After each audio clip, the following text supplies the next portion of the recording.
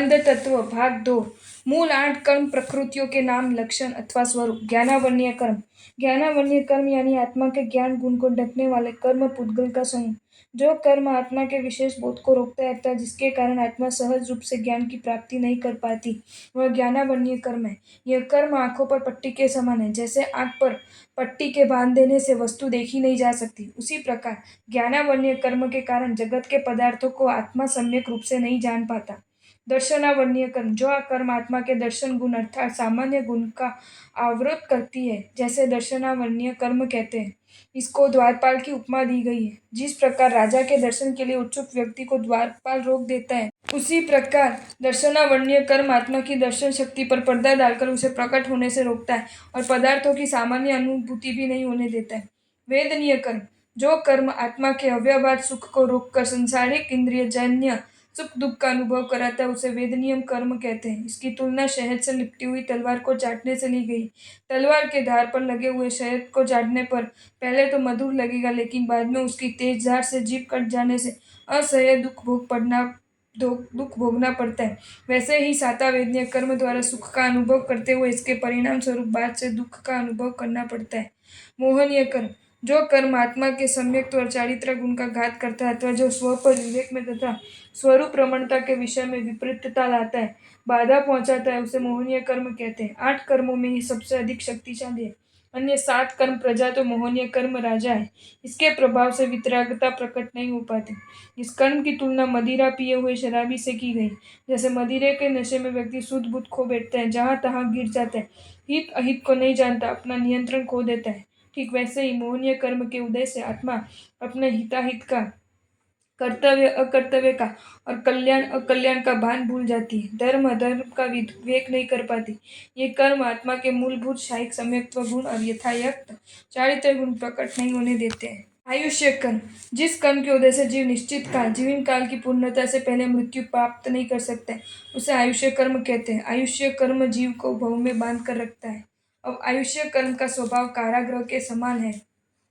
जैसे अपराधी को अपराध के अनुसार अमुक काल तक कारागृह में डाला जाता है, उसे निश्चित समय तक वहां रहना पड़ता है।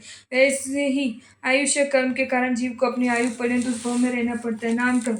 जिस कर्म के उदय से जीव विभिन्न गति जाति शरीर रूप रंग वर्ण स्पर्श आकृति प्रकृति आदि प्राप्त करता है अथवा जो आत्मा के अरूपित्व गुण को ढककर रूपी शरीर और उससे संबंधित अंगोपागादि प्रदान करता है, उसे नाम कर्म कहते हैं। नाम कर्म को चित्रकार की उपमा दी गई है। जिस प्रकार चित्रकार अनेक प्रकार के अच्छे बुरे चित्र बनाता है, उनमें विभिन्न रंग भरता है, उनकी विविध आकृतियां बनाता है, उसी प्रकार नाम कर्म भी भिन्न भिन्न नाम रूप आकार आकृति प्रकृति वाले ऐसे शरीर का निर्माण करता है, गति आदि पर्यायों का अनुभव कराता है। गोत्र कर्म। ये कर्म आत्मा के अगुरु लघु गुण को आच्छादित करता है तथा जिससे आत्मा उच्च नीच पूज्य अपूज्य आदरणीय अनादरणीय प्रतिष्ठित अप्रतिष्ठित जाति और कुल में जन्म मरण धारण करती है, उसे गोत्र कर्म कहते हैं। गोत्र कर्म का स्वभाव सुकट और दुर्कट अर्थात अच्छे बुरे घड़े के समान होने से इसे कर्म की तुलना कुम्हार से की गई। जैसे कुम्हार अनेक प्रकार के घड़ों का निर्माण करता है, उनमें से कुछ घड़े ऐसे होते हैं जिनको लोग शुभ कलश मानकर पूजते हैं, तो कुछ घड़े ऐसे होते हैं जो मदिरा आदि रखने के काम में आते हैं, इस कारण निम्न माने जाते हैं। वैसे ही गोत्र कर्म जीवात्मा को उच्च और नीच कुल में जन्म धारण कराता है। अंतराय कर्म। जिस कर्म के उदय से जीव को दान लाभ भोग आदि में विघ्न या बाधा उत्पन्न हो, उसे अंतराय कर्म कहते हैं। ये कर्म आत्मा के अनंत वीर्य शक्ति को घात करता है। इस कर्म का स्वभाव भंडारी कैशियर के समान है। जैसे राजा किसी याचक को दान देना चाहता है और दान देने की आज्ञा भी देता है, परंतु भंडारी के प्रतिकूल होने पर वह इसमें बाधा उत्पन्न कर राजा की दान की इच्छा को सफल नहीं होने देता है।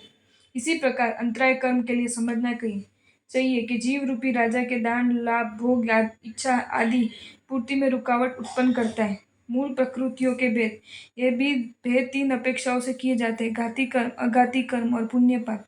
घाती कर्म। जो कर्म आत्मा के मूल गुणों को घात करे उसे घाती कर्म कहते हैं, जैसे ज्ञानावरणीय दर्शनावरणीय मोहनीय और त्रय। अघाती कर्म। जो कर्म आत्मा के मूल गुणों का घात नहीं करते, जिनका प्रभाव शरीर आदि पर ही प्रमुख रूप से पड़ता है, उसे अघाती कर्म कहते हैं, जैसे वेदनीय आयुष्य नाम और गोत्र।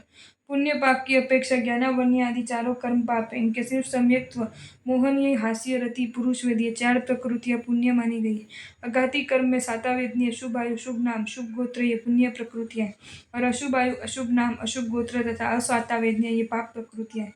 कुल 8 कर्म की उत्तर प्रकृति की अपेक्षा से पुण्य की 42 और पाप की 82 प्रकृतियां मानी गई है। पंच नव द्वयष्ट विंशति चतु द्विचत्वारिशदं द्विपंचभेदा यथाक्रमम्। सूत्रार्थ ज्ञानावर्णादि 8 प्रकृतियों के क्रमश 5, 9, 2, 28, 4, 42, 2 और 5 भेद है। ज्ञानावर्णय कर्म की उत्तर प्रकृतियां मत्यादि नाम। सूत्रार्थ मति आदि 5 ज्ञानों का आवरण करने वाले कर्म 5 ज्ञानावरण है। विवेचन ज्ञानावन्य कर्म की उत्तर प्रकृतियों के लक्षण इस प्रकार है। मति ज्ञान को अविरत करने वाला मति ज्ञानावर्णीय है। श्रुत ज्ञान को अविरत करने वाला श्रुत ज्ञानावर्णीय है। अवधि ज्ञान को आवृत करने वाला अवधि ज्ञान आवरणीय है। मन पर्याय को आवरित करने वाला मन पर्याय ज्ञानावर्णीय है। केवल ज्ञान को आवरित करने वाला केवल ज्ञानावर्णीय है। दर्शनावर्णीय कर्म की उत्तर प्रकृतियां चक्षुर अवधि केवलानाम, निंद्रा निंद्रा निंद्रा, प्रचला प्रचला प्रचला, स्त्यानर्धि वेदिनी यानी च। चक्षु, अचक्षु, अवधि और केवल ये 4 आवरण रूप तथा निंद्रा निंद्रा निंद्रा, प्रचला प्रचला प्रचला और स्त्यानर्धि इन 5 का वेद। इस प्रकार दर्शनावन्य कर्म के 9 भेद हैं। दर्शनावन्य कर्म की उत्तर प्रकृतियां चक्षु दर्शनावन्य, जिसके उदय से चक्षु द्वारा होने वाले पदार्थों का सामान्य बोध न हो। अचक्षु दर्शनावन्य, जिसके उदय से चक्षु के अतिरिक्त अन्य इंद्रिय और मन के द्वारा होने वाले सामान्य बोध का आवरण हो।